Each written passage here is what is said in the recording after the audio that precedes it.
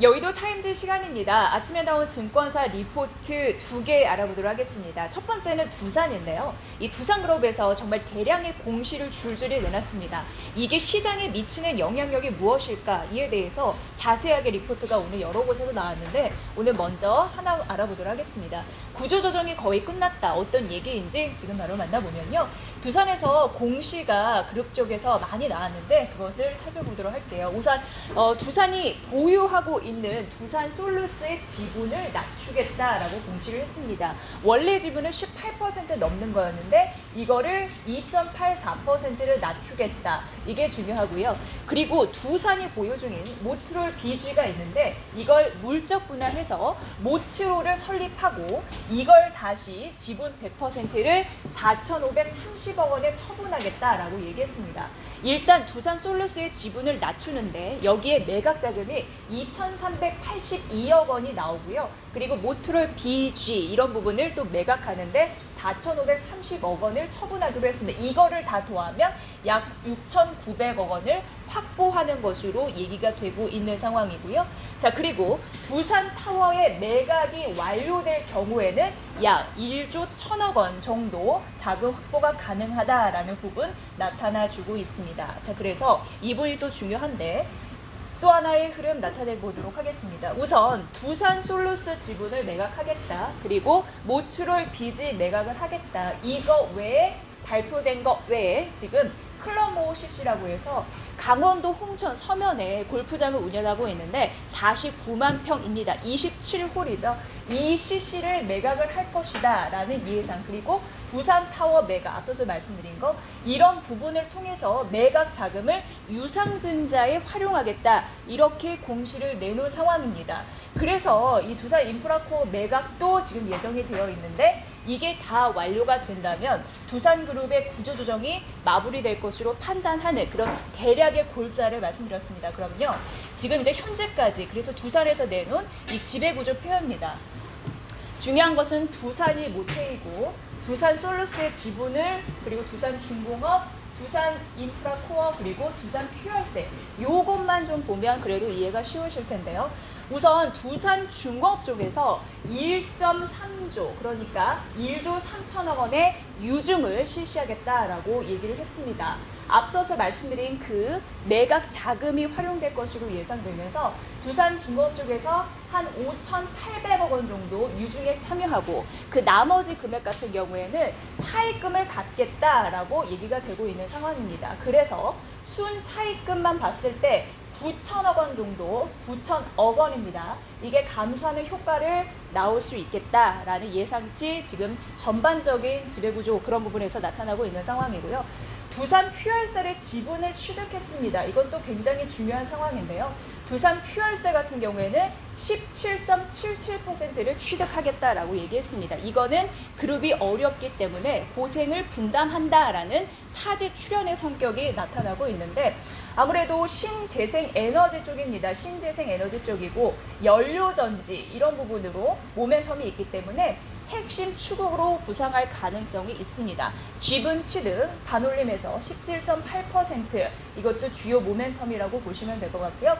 앞서서 두산 솔루스의 지분을 매각하겠다라고 말씀드렸는데 그게 18.05%였습니다. 그걸 2.84%로 지분을 낮춘다라는 부분도 중요하고 두산 솔루스 같은 경우에는 2차 전지 전지박 이런 쪽으로 했죠. 그런 흐름에서 매각 이슈 있었으니까 보시고요.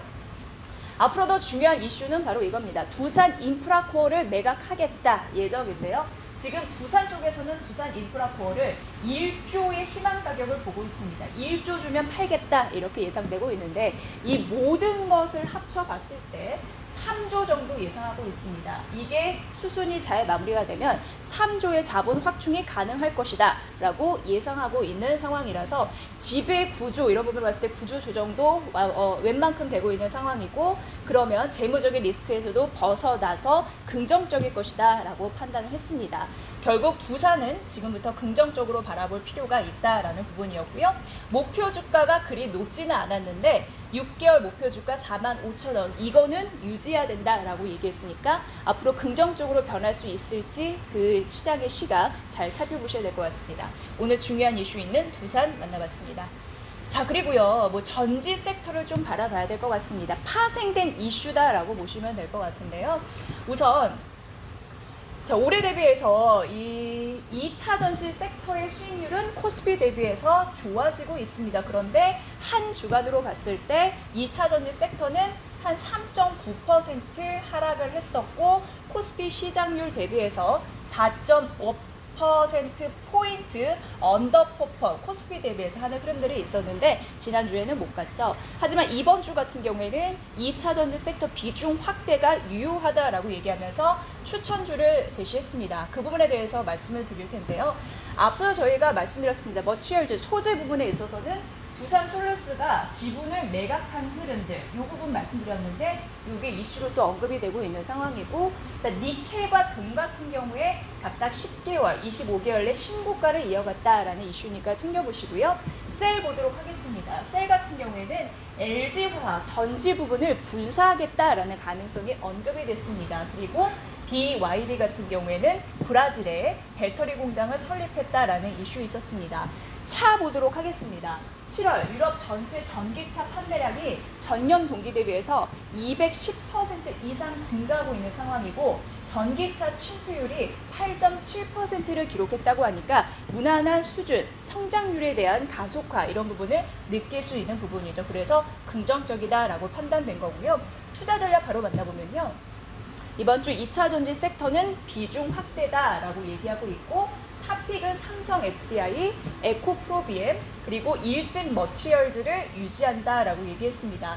현재 주가의 변동성을 가져다 줄 수 있는 세 가지 요소가 있는데 첫 번째는 테슬라 등 OEM 진영의 배터리 내재화 가능성이고요.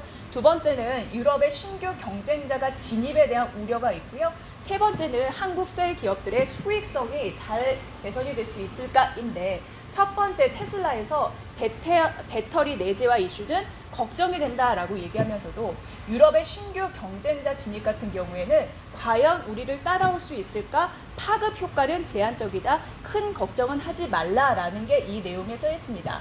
세 번째 같은 경우에는 한국셀 메이커들 수익성 개선은 가능하다고 하는데 유럽의 배터리 컨소시엄이 실질적으로 현재 이미 시장을 리딩하고 있는 양극재 그리고 전해질, 다인거 등 분야에서 투자가 집중될 것으로 판단하면서 결국 한국셀 메이커들의 배터리 출하가 증가되고 수익성 개선이 지속이 될 것이다 라는 흐름입니다. 결국 우려감은 있습니다만 영향력이 제한적이고 그리고 셀 업체들이 잘해줄 거기 때문에 이번 주 2차 전지 관련주들은 긍정적이다라고 얘기하고 있는 겁니다. 마지막 표를 보시죠. 지금 탑픽 종목으로 봤을 때는요. 에코프로그램 1번, 그리고 삼성 SDI 2번, 그리고 일진 머티리얼즈 3번 탑픽 종목으로 제시했던 그런 종목인데 주가 수익률입니다. 주가 추이입니다. 이 부분도 잘 판단하시면서 이번 주 탑픽 종목으로 잘 활용해 보시면 될 것 같습니다. 자, 오늘 두산 이슈 만나봤고요. 이에 파생된 2차 전지 관련주의 동향도 함께 말씀드렸습니다. 여의도 타임즈 시간이었습니다.